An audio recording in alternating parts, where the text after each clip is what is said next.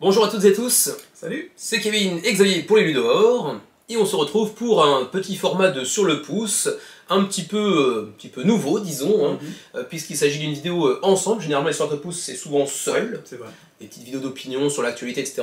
Là ça va servir un petit peu de fourre-tout aussi pour d'autres formats de vidéos comme celui-ci, puisqu'on se dit qu'on allait faire un petit top, parce que voilà, ça fait des clics. Voilà. Non, puis en fait c'est marrant à faire. J'aime bien préparer les tops, j'aime bien les statistiques. Alors que moi c'est pas du tout mon kiff, mais bon, de temps en temps c'est sympa. Non, puis ça permet de faire émerger, de faire naître des petites discussions qui sont pas inintéressantes. Oui, c'est vrai. Et j'aime bien, c'est vrai, comment dirais-je, le processus de faire un petit tableau de statistiques, etc. Ça m'éclate, moi, je suis comme ça. Les amis qui jouent au Football Manager, vous comprendrez éventuellement, les statistiques, ça me parle beaucoup. Et du coup, aujourd'hui, on va vous proposer un petit top 10 des jeux que l'on préfère dans la ludothèque de l'autre. Donc les jeux que moi je préfère dans la ludothèque de Xavier et ceux que Xavier préfère chez moi. Et ils seront au nombre de 10 pour chacun d'entre nous. Et puis il y aura aussi quelques petites mentions honorables. Tout à fait. Ayez aussi en conscience, ça veut rien dire ce que je veux dire, ça veut rien dire ça, hein. Ayez aussi à l'esprit que ce classement peut être fluide, être amené à être modifié au cours du temps, parce que, bien sûr, au cours du temps, plus on joue à des jeux, plus on les apprécie, ou plus on peut potentiellement s'en lasser également. Tout à fait. Et du coup, peut-être qu'on sera amené à faire cette vidéo de manière annuelle. Oui, pourquoi pas. Une fois par an, peut-être, pour voir un peu comment ça évolue. D'autant plus qu'il y a certains des bons gros jeux bien mastoc qui viennent de nous arriver et qui, à mon avis, pourraient intégrer un top 10 rapidement. Tout à fait. Mais il est trop tôt pour le dire. Ouais. Voilà, Vindication, pour l'instant, Scarface par exemple pourrait pas, j'imagine, pas encore faire partie de ton top 10. Ah bah non, là c'est pas possible, non. Puisque tu vas le tester aujourd'hui. Voilà, exactement. Voilà. Donc, on va pouvoir commencer directement par les mentions honorables respectivement. Alors d'abord, éventuellement, petite question. Ok. À ton avis, combien de jeux on aura en commun dans nos listes du top 10? Pas les mentions honorables, mais dans la liste du top 10. Ouais, parce que comme vous le savez, on essaie d'éviter les doublons, mais il fut un temps où c'était pas le cas, où on faisait moins attention quand on était jeune et fougueux. Donc on a quelques jeux en commun qui pourraient éventuellement faire la liste commune, ouais, tout à fait. Moi je dirais 3. 3, ouais, ça me semble... je dirais, ouais, j'aurais dit 2 moi, mais 3 me semble crédible. Ok. Tout à fait. Bon, on verra bien. On va voir. Tu veux commencer par les mentions honorables, d'accord. Okay. Est-ce qu'on en fait une chacun, mention honorable? Oui, parce que moi j'en ai... Voilà, parce que moi j'en ai pas tant que ça non plus. Hein, j'en ai mis 5 enfin 6 ou 7 je crois. Ah ouais, moi j'en ai mis 2 parce que les mentions honorables, ça va quoi, c'est bon, moi, je veux dire, autrement si t'as... Ok, je vais réduire. Voilà, sois sobre. Je vais réduire, je fais une coupe franche. D'accord. Dedans resterait quand même Night Parade of 100 Yokai. D'accord. Je crois qu'il a fini 12ème dans mon classement, comme ça. Mais ouais, c'est un petit jeu que j'ai beaucoup apprécié les 3-4 fois où on y a joué, et j'aurais beaucoup de plaisir à y rejouer, à la ressortir encore une fois. Bah, surtout que j'aimerais bien tester les extensions qui font des petits changements de règles, et on n'a pas encore testé. Donc je comprends. Et je l'aime beaucoup. D'accord. Et j'étais assez surpris de le voir aussi haut dans le classement, parce que c'est vrai que je me disais, tiens, bah ouais, enfin tu sais, c'est toujours le classement Pub Meeple, tu sais, où tu choisis entre deux choix. Et plusieurs fois, je me suis surpris en disant, bah ouais, en fait, j'ai plutôt envie de jouer à celui-là plutôt qu'à celui-ci. Alors que je pensais pas à l'origine. Donc ouais, celui-ci par exemple. Autre mention honorable, Wonderland's War. Ah oui, bah ça, il faut qu'on y rejoue. Qui n'a pas atteint mon top 10, mais qui était pas loin.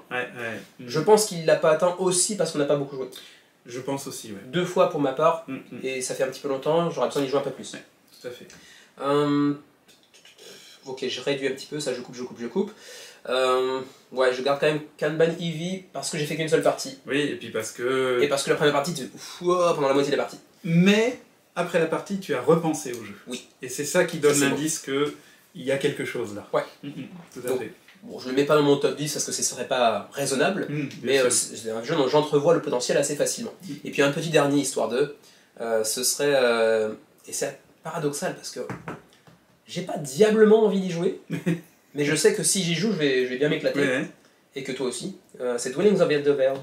Ah bah oui, non mais moi j'attends toujours qu'on y rejoue, moi je veux y rejouer. Et j'ai pas cette hyper motivation de dire ah j'ai tellement envie d'y jouer, mais par contre si on me le propose, ah ouais carrément. C'est bizarre hein. Non je ne l'explique pas. Bah, très honnêtement, et j'en avais déjà un peu parlé avant, c'est le ressenti que j'ai sur Ark Nova. D'accord. À savoir que je refuserai jamais une partie d'Ark Nova, mais c'est pas forcément le jeu auquel je vais penser en me disant bah tiens, j'ai envie de jouer un jeu assez qui dure un peu de temps. C'est bizarre, mais je comprends tout à fait ton sentiment. Alors moi, sur les mentions honorables, en fait, je vais me limiter à 2 principalement, parce qu'autrement ça nous emmènerait... Peut-être 3, ça nous emmènerait un peu loin. La troisième, c'est un jeu qui ne devrait pas être dans les classements parce qu'on ne peut pas y jouer, plus y jouer. C'est Pandemic Legacy saison 1, parce que c'est un de mes meilleurs souvenirs de jeux de société, tout confondu, soyons honnêtes, parce que le groupe A4 fonctionnait bien, on a des moments vraiment inoubliables, et qu'on ne peut plus y rejouer dans l'état actuel des choses, sauf si tu rachètes le jeu et qu'on recommence de zéro. Donc c'est pour ça que je l'ai mis en mention honorable, parce qu'autrement il aurait pu t'entrer. Effectivement, c'est un cas un peu particulier. Mais on va bientôt s'atteler à saison 0. Saison 0, tout à fait, tout à fait. La deuxième mention honorable que je voudrais citer, c'est Subterra. Oui. Parce que Subterra... Il n'y est pas donc. Non, il n'est pas dans le top 10. Non, il n'est pas dans le top 10. Il est pas dans le top 10. J'aurais pensé. Non, tu vois, Subterra, parce que c'est toujours un plaisir, et en même temps... voilà, j'ai pas non plus que ça envie d'y jouer, oui, mais si on me dit on se fait un Subterra, bah tiens, pourquoi pas. Mais c'est un jeu qui raconte une histoire, vraiment. Oui, c'est vrai. Il n'y a pas de narration, mais à chaque fois tu regardes des souvenirs. C'est vrai, c'est vrai. Non, mais je suis d'accord, Et puis le troisième que je voulais faire, c'était, c'est un accessite, entre guillemets, c'est une mention honorable, parce que j'y ai pas joué assez, c'est les ruines perdues de Narak. Bah, ouais, et je suis vraiment déçu qu'on le sorte pas plus souvent. Mais moi je veux qu'on le sorte, mais on se trouve à chaque fois qu'on a à sortir, et ça c'est notre grande tragédie de youtubeur, à chaque fois qu'on va sortir un jeu, on a toujours un truc sur lequel il faudra qu'on fasse un test, une vidéo, et il faut qu'on le sorte en priorité, parce que franchement, quand on joue le mercredi après-midi, un petit Narak, ça se passe quoi. Ouais, carrément. Donc faut le ressortir, il va falloir qu'on essaie de trouver un moment pour le ressortir, parce que moi j'ai vraiment envie d'y jouer. Et puis j'aimerais bien savoir si je prends l'extension ou pas. Bah voilà. Et la réponse à mon avis sera oui. Ok. Du coup, on va passer au numéro 10. Top. Bon. Numéro 10. Eh ben, je vais ouvrir avec le numéro 10. Eh bien, mon numéro 10, c'est Keystone North America. Ah, je le voyais plus haut. Tu m'aurais demandé dans 3 semaines, peut-être qu'il serait plus haut si on y avait rejoué. Mais en tout cas, il est dans le top 10. C'est ça. Pour moi, c'est ça le point clé. Parce qu'il est magnifique, et puis il est malin comme jeu. Il dure jamais trop longtemps, on se lasse pas. Ouais, et puis vraiment une belle découverte. Honnêtement, si j'avais moyen de trouver une version deluxe comme toi tu l'as, je pourrais me laisser tenter, honnêtement, pour l'acheter. Ah, et puis en plus, si tu allais jouer un peu plus au solo, peut-être qu'il serait encore un peu plus. Bien sûr. Parce que le solo est très sympa aussi. Ouais, sans doute. Alors moi, mon numéro 10 de ce classement saura-t-il te surprendre hein. Il s'agit de mon premier jeu en commun, enfin collection en commun, c'est Ostia. D'accord. Mais il n'est pas dans mon top 10, tu vois. Bah, comme quoi. Moi je dis Ostia, parce que il est derrière moi quelque part, vous le voyez peut-être. C'est un jeu que j'apprécie tout particulièrement, qui est vraiment très bien pensé. Il y a très peu de place pour le hasard. C'est clair. Tout dépend de vos choix, de votre stratégie.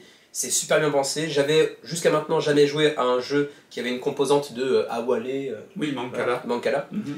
Et du coup, j'ai trouvé ça vraiment très agréable. D'autant plus qu'il y a vraiment une importance capitale dans l'emplacement que l'on prend, mais également l'emplacement où il arrive à la fin, le bateau. Et vraiment, c'est super bien pensé. C'est très équilibré. C'est sobre et même un peu froid.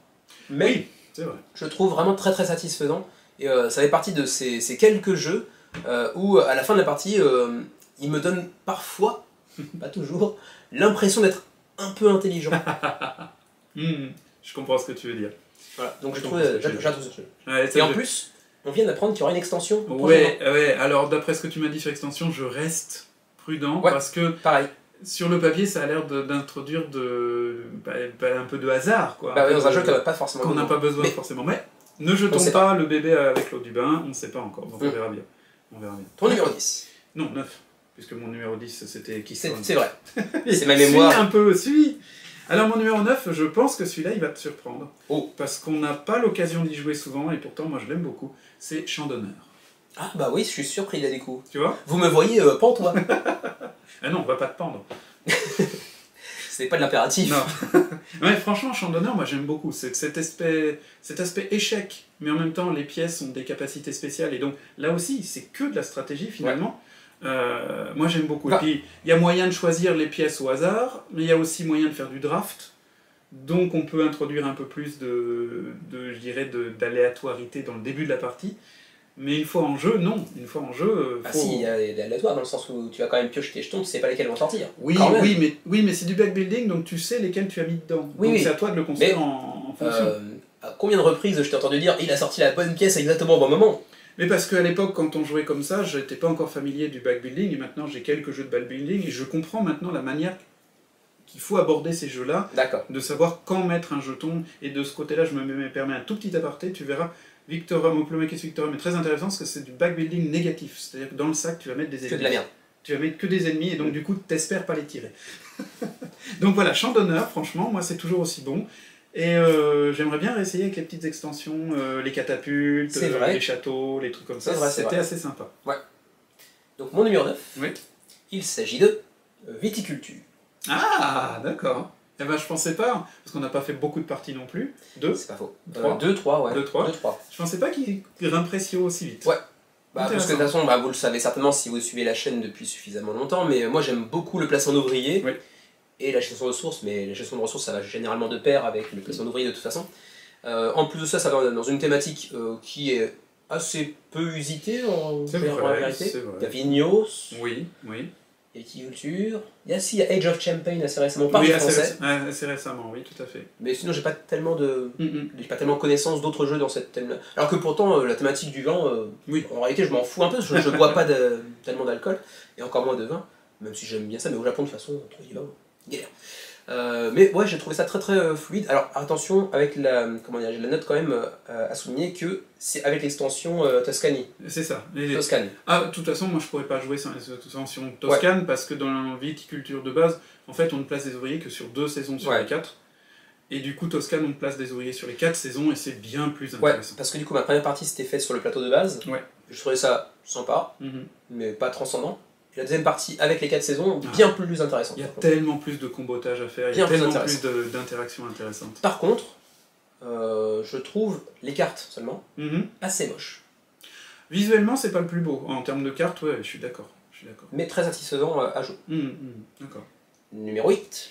Alors, numéro 8, peut-être qu'il va te surprendre, peut-être pas. C'est Veiled Fate.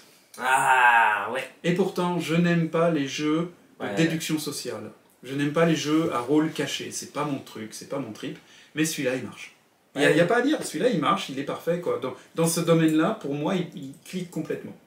Justement parce que, je pense, il y a toutes les personnages qui sont en jeu, et donc du coup, même si on joue qu'à 3, il y a quand même 8 figurines, parmi lesquelles hésiter. Donc du coup, ça fait vraiment casse-tête énorme. Il faudrait qu'on se creuse un jour les méninges pour comprendre ce qui fait que ce jeu-là, oui, et les autres, non. Ouais, c'est vrai. Parce qu'il y a vraiment quelque chose à les déceler là-dedans. Ouais. Parce que pareil, je suis assez fan de Veiled Fate, même si on n'arrive pas à le sortir aussi souvent qu'on le voudrait, encore une fois. On pourrait mettre ça en sous-titre permanent pour quasiment tous les jeux. Pour tous les jeux qui prennent plus d'1 heure et demie. Oui, c'est ça. C'est une plage horaire sur laquelle on arrive à sortir des jeux assez fréquemment, mais plus d'1 heure et demie, c'est un peu plus chiant. Ouais, c'est clair. Mais en tout cas, il est très très bon et je suis content que tu l'aies dans ta ludothèque et qu'on puisse avoir l'occasion d'y jouer. Ouais, je suis ravi qu'il soit dans la top 10. Je pensais pas qu'il y serait, franchement, mais ça me fait plaisir. 8, et je pense que celui-ci va peut-être se prendre aussi pour le coup, parce qu'on y a joué assez peu, et qu'on s'est dit plusieurs fois qu'il faudrait qu'on le ressorte, et pour l'instant il ne ressort pas. C'est Role Player. Oui. Es-tu surpris? Oui, parce que c'est vrai que je m'y attendais pas forcément, ouais, c'est vrai. Je le voyais plus dans les mentions honorables, tu vois. Ouais. Franchement. Alors attention, encore une fois, avec aussi l'ajout des extensions. Bien sûr. Encore une fois, le jeu de base est sympa. Oui, il est sympa. Mais c'est vrai que, encore une fois, comme avec viticulture, et il ne boit pas. Et je ne bois pas, vous imaginez quand c'est le cas. Comme avec viticulture, une fois que tu as joué avec les extensions, c'est difficile de revenir en arrière. Surtout l'extension qui va mettre en place le boss final. Parce que ça donne vraiment un but à la construction du personnage. Ouais. Donc, parce qu'il y a ce petit goût d'inachevé quand tu joues le jeu. Voilà, exactement. Tu avais créé ton perso, c'était cool, puis t'en faisais rien. Puis t'en fais rien avec, tout à fait, je suis d'accord. Ok. En 7ème position. En 7ème position, c'était quoi? Ah, alors celui-là, tu l'attends pas. Celui-là, tu l'attends pas. En 7ème position, c'est Maracaibo. Si. Ah ouais, tu l'attends. Si, carrément. Ah bon, tant pis alors. Là, pour le coup, je ne suis pas du tout surpris. Zut. Maracaibo, surtout, moi, je voudrais qu'on continue la campagne. Oui, c'est vrai qu'on en a fait 2 ou 3 épisodes seulement. 3 épisodes, je crois. Mais la campagne, elle bouleverse pas énormément les choses, mais elle ajoute des petites choses qui sont très sympas. Qui sont très sympas. Et qui ça vient rafraîchir un peu l'expérience. Oui, et qui donne une idée de continuité entre les parties. Donc du coup, on a plus l'impression, là aussi, c'est plus une histoire émergente qu'un scénario vraiment écrit. Et ça, c'est vraiment sympa. Donc ouais. Ouais, super jeu. Ouais, c'est clair. Et puis moi, j'aime beaucoup cette mécanique de cartes multifonctions. Ouais. Que tu utilises comme ressource, ou comme action, ou comme pot. Enfin, il y a plein de trucs à faire avec.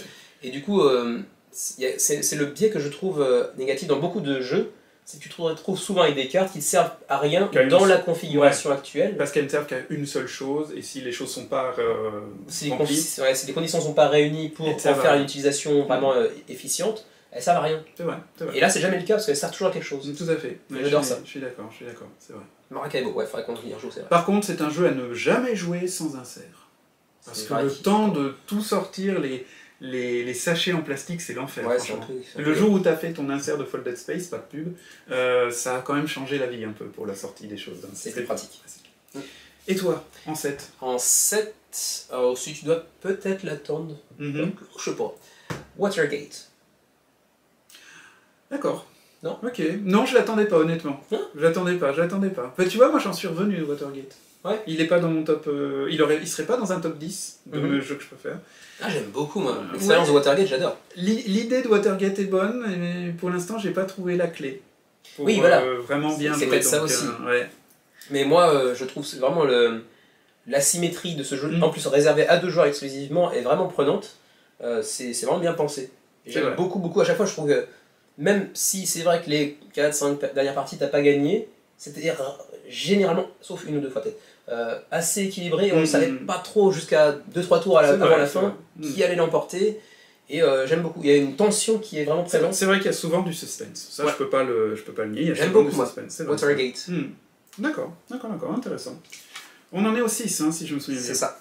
Alors celui-là, il va te faire rire, parce que je pense que tu t'attends à ce qu'il soit dans le classement, mais ça te fait rire, c'est Radlands. Tiens donc. Tu vois, comme quoi, perdre 12 fois de suite à un jeu ne me fait pas détester le jeu. Ouais, effectivement.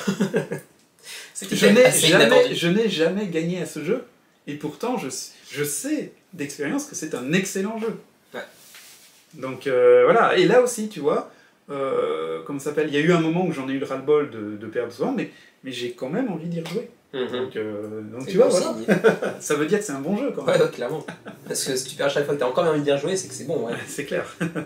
Non, c'est vrai que c'est un super jeu, mais ouais, en plus, franchement, j'attends une victoire de Xavier, parce que pour lui donner envie d'y jouer un peu plus souvent, vous voyez.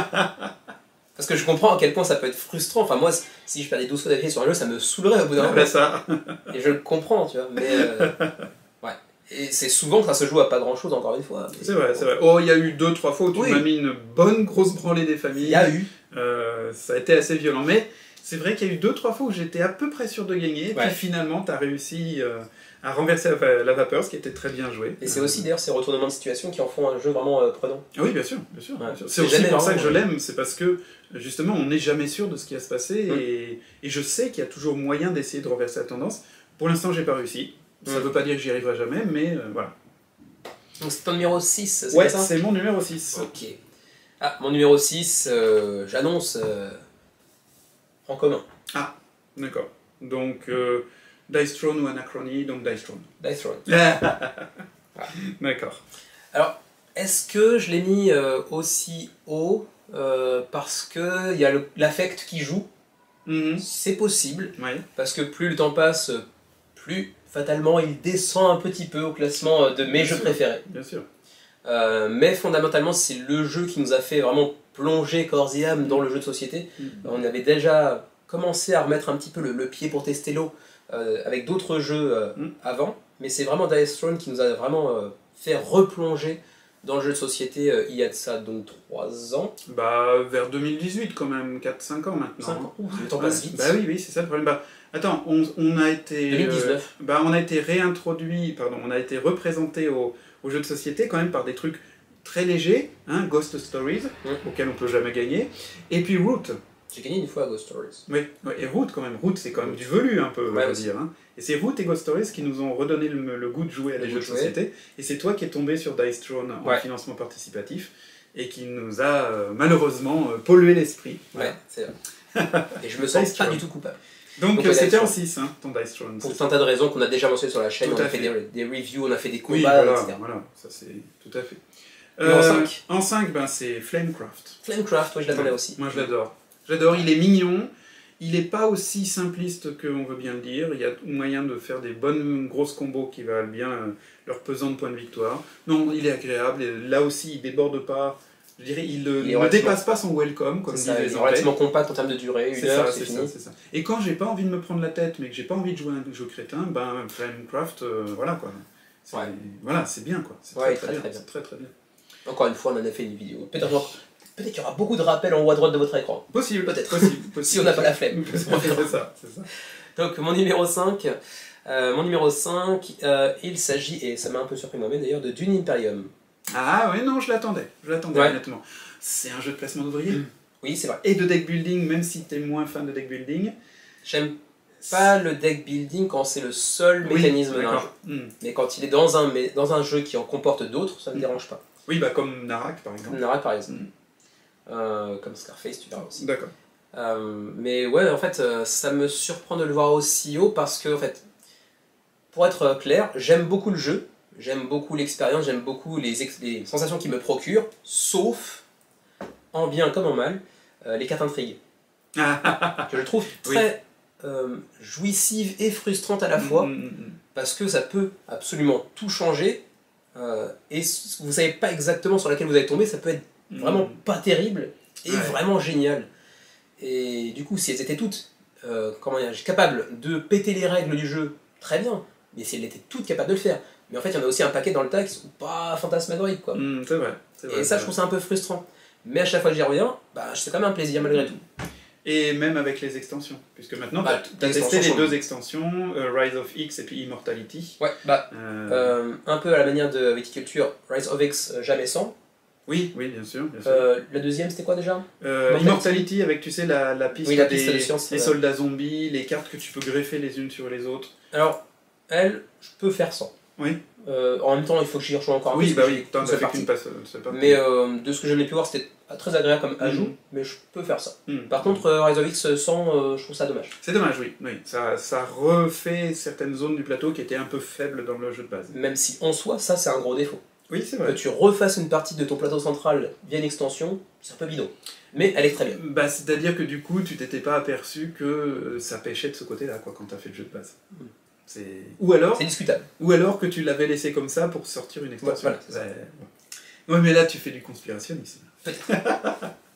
Alors en 4, eh bien, adeptes sportifs, réjouissez-vous, car c'est Flamme Rouge. On ne peut pas faire un top 10 des jeux de Kevin sans Flamme Rouge.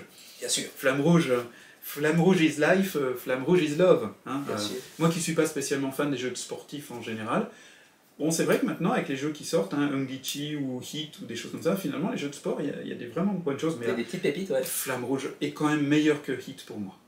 Il est moins complexe et du coup, il est plus jouissif parce qu'il est plus rapide. Ouais. Sur Hit, je le maîtrise pas encore tout à fait assez bien, notamment les virages, pour vraiment être... Mais Flamme Rouge, quoi, voilà. Et puis vraiment, il y a des rebondissements. Tu peux prendre un virage vraiment bien, tu as bien calculé, puis tu vas quand même tirer un poil court, tu vas faire tout ce qui peut... C'est vraiment bien, c'est vraiment très bien. Même si vous n'aimez pas le sport ou le vélo, jouer à Flamme Rouge, c'est vraiment très bien. Sachez que d'ailleurs la première fois, c'est d'ailleurs Julien qui nous avait présenté ce jeu, à l'époque, et nous, l'un comme l'autre, on disait, ouais, le cyclisme, voilà. On s'en bat un peu les rouflaquettes. C'est clair. Et en fait, à la fin de la partie, wouh, génial, quoi. Et je crois que je l'ai commandé sur Philibert dans la semaine, quoi. Oui, je pense. Et avec les extensions, donc Peloton et Météo. Météo plus dispensable. Peloton, génial. Ah oui, Peloton. Parce que c'est avec cette extension-là, notamment, que vous pouvez faire des Tours de France, et là, c'est là que le jeu prend toute sa dimension, quoi. Faire des Tours de France, à chaque course, minuter exactement le temps qui vous sépare l'un de l'autre, etc. Vraiment penser à la stratégie sur le long terme, la fatigue, etc. Le classement par équipe, tout comme ça. C'est génial. Vraiment très très bien. Ouais. Donc numéro 4, c'est ça? C'est ça. Numéro 4 pour moi, dans la collection de Xavier. Il s'agit de Tidal Blades. Ah, et ben je suis content qu'il soit si haut que ça, dis donc la vache. Je ne pensais pas que ce serait si haut. Là je suis assez surpris qu'il soit si haut. Je l'espérais dans le top et ne le voyant pas entre le 10 et 5, je me suis dit, bon il est pas dans le top. Et ben, 4, d'accord. Ouais, Tidal Blades, bah déjà, Matos a tombé, mais ça, au-delà de ça, c'est pas le gameplay, donc bon, à la limite, on passe outre. Mais en fait, je pense que après les 3-4 premières parties, je l'aurais pas mis en fait aussi haut dans le top 10, peut-être même pas dans le top 10 en réalité.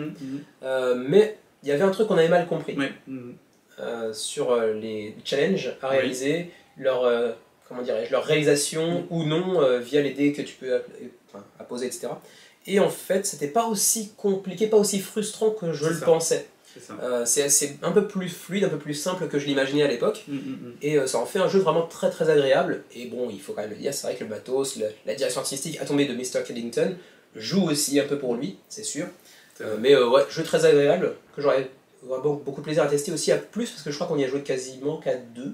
Une fois 3. On a joué une fois 4 à Kinked Tale. Ah oui, c'est vrai, exact. Et ça a été une partie assez épique aussi. C'est vrai. Moi, ce que j'aime beaucoup dans Tidal Blade, c'est que c'est un jeu qui est tight, quoi. C'est genre, vous avez 12 actions pour la partie, quoi. Ouais. Et pas une de plus, il va falloir vraiment tout minuter, en tenant compte du fait que les autres vont vous piquer les places que vous voulez au moment où vous les voudriez. Et puis c'est un jeu, parmi les nombreux jeux de cette catégorie-là, qui a cette frustration positive, tu sais. Oui. Tu sais, je vais pas pouvoir tout faire, hein. C'est ça. Mais j'ai envie, mais je peux pas. Hein. Mais c'est pas frustrant, c'est juste que ça me dérange, quoi. Et du coup, tu vois, comme tu en parlais tout ça, bah finalement c'est toi qui m'as donné la pichenette finale nécessaire pour craquer, pour backer le Tidal Blades 2, qui lui est un dungeon crawler, parce que t'arrêtais pas de me parler du mécanisme des cartes, tout ça. Donc, du coup, comme j'aime la direction artistique, comme j'aime l'univers, moi je me suis dit, allez, allons-y. Tu es un salaud, monsieur l'arbitre. Alors, on rentre dans le top 3, si je me souviens. Alors, le top 3, le numéro 3, c'est un jeu que tu as et que tu n'as pas. Oula, on part dans Inception, là, c'est... Alors, c'est un jeu que tu as, mais que tu n'as pas vraiment parce qu'il n'existe pas encore. Ah, oula, c'est un prototype. Ouais. Un prototype dans le top 3 Ouais. Ah, bah oui, d'accord. Alors Ok. Unconscious Mind. Bah voilà. évidemment. Ok. Bon, voilà, tu t'es autorisé un petit chemin de traverse. Oui, mais tu vois, tu l'as quand même trouvé. Oui. D'accord. Voilà. Unconscious Mind, regardez nos vidéos. Ça pouvait pas ne pas nous plaire. En termes, déjà, alors la thématique, c'est une chose, mais déjà, c'est très original. Et puis, c'est du placement euro violent de chez violent, parce qu'il faut vraiment bien penser à tout. Il y a de multiples manières d'interagir avec les différents plateaux. Visuellement, c'est à tomber par terre, même si c'est pas le même à tomber par terre que Tidal Blades ou l'autre. Mais il est beau ce jeu. Et j'ai hâte de voir les modules qui sont en plus dans le Kickstarter quand ils seront livrés. Donc franchement, un très très très gros hit. Je n'y rejoue pas, je propose pas d'y rejouer parce que c'est un proto.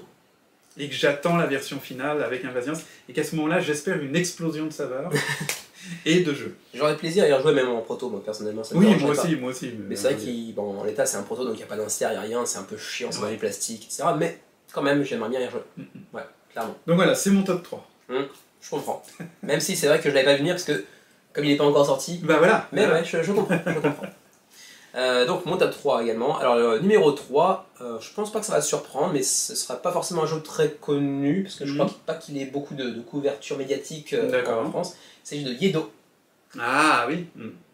Yedo. J'adore Yedo. Encore un jeu de placement de... Encore du placement d'ouvriers, c'est vrai. Qui nous plonge dans un Japon de féodal, disons. Oui. Et c'est vraiment superbe, quoi. Enfin, il y a une grande modularité dans ce jeu-là, une grande rejouabilité, puisque en fait, à chacune de vos parties, vous allez choisir avec quel module vous allez jouer, et vous allez les connecter les uns entre les autres. Enfin, c'est vraiment très très bien pensé. Chacune de vos parties sera différente de la précédente, et il y a quand même pas mal d'interactions indirectes, j'ai envie de dire. En fait, ce qui est bien, c'est que les modules, tu peux introduire de la coopération. Plus ou moins, de la coopération. Il y a un module ou deux qui font de la coopération négative ou de la coopération positive. Ça reste compétitif, hein, mais vous allez devoir, ou vous allez être encouragé à coopérer pour obtenir des bonus ensemble. Tout à fait. Vraiment super. Il y a un module qui donne des ouvriers spécialisés, le ninja, la geisha, tout ça, qui est lui aussi pour moi vraiment très très bon. Je dirais même qu'à la limite, celui-là je le trouve assez indispensable parce que la spécialisation des ouvriers fait que c'est vraiment encore plus thématique, quoi. C'est vrai. Bon, Yedo, non, ça m'étonne pas. Je l'aime beaucoup. Ça m'étonne pas. Le top 2. Le top 2, ben, c'est un jeu que nous avons ensemble et c'est Dice Throne. Bah ouais, j'attendais, mais je savais pas jusqu'où il allait monter. Ouais. Non, c'est Dice Throne. Pour l'instant, je ne m'en suis pas lassé.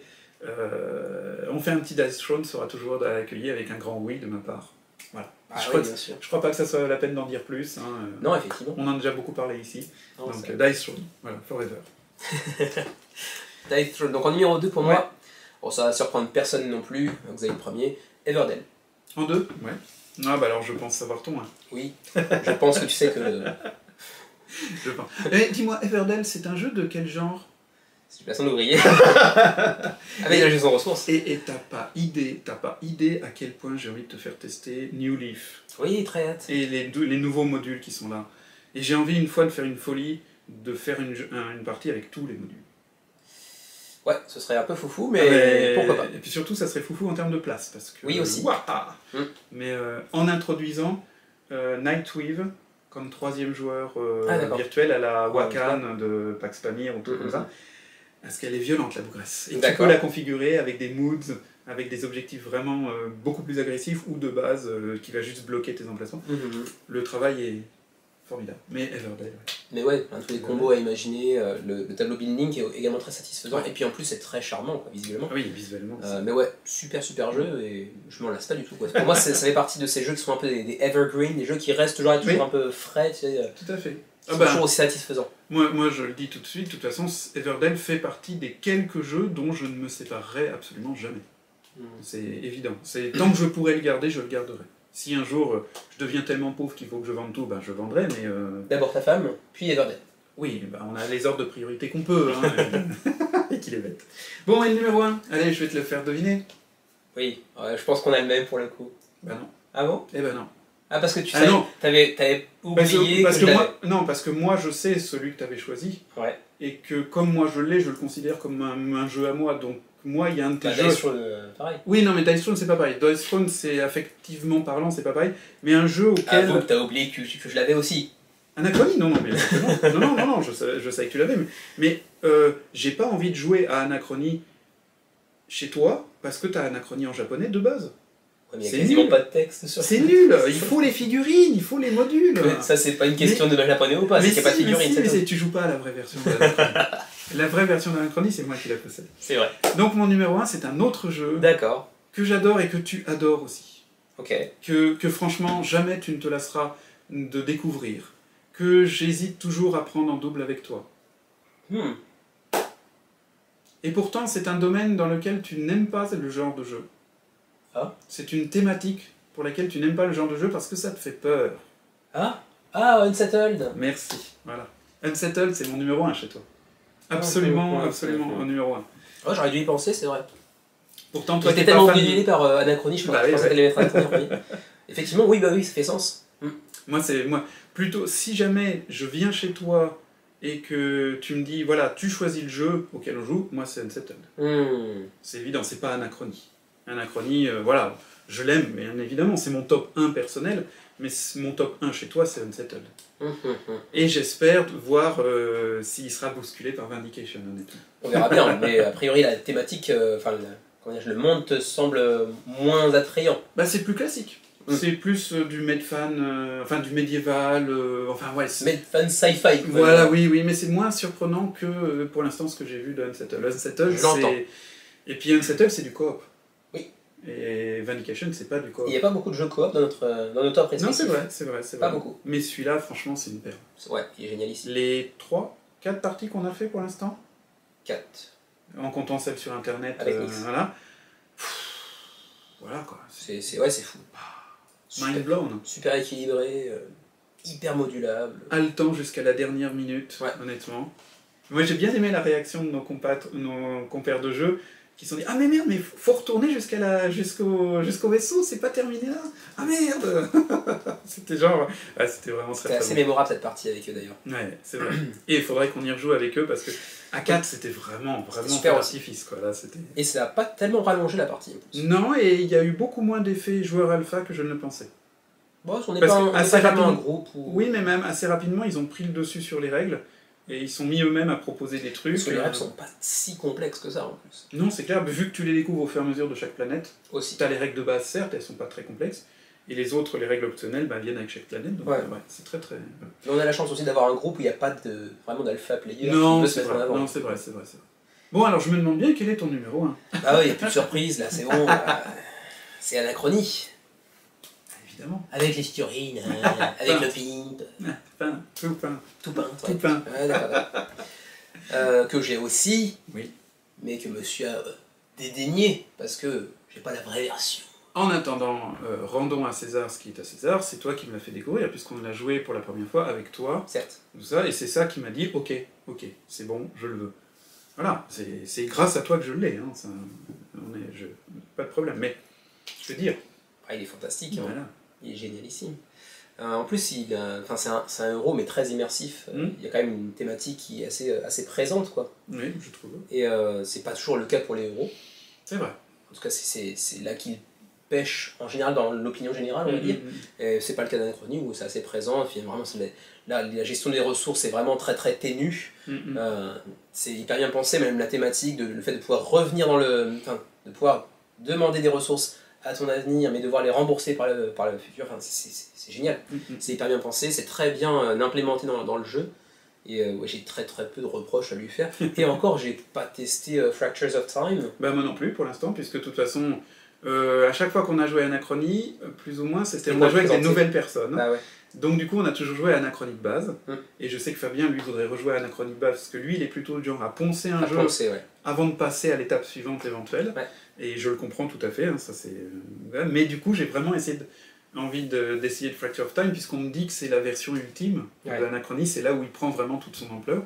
Et en lisant les règles, je peux le comprendre, parce que cette capacité de glisser tes exosquelettes pour faire finalement 2 actions en une, mais il y a un prix, ça doit être assez bluffant. Donc j'espère au moins tous les deux qu'on aura l'occasion de l'essayer, Fracture of Time, un de ces jours.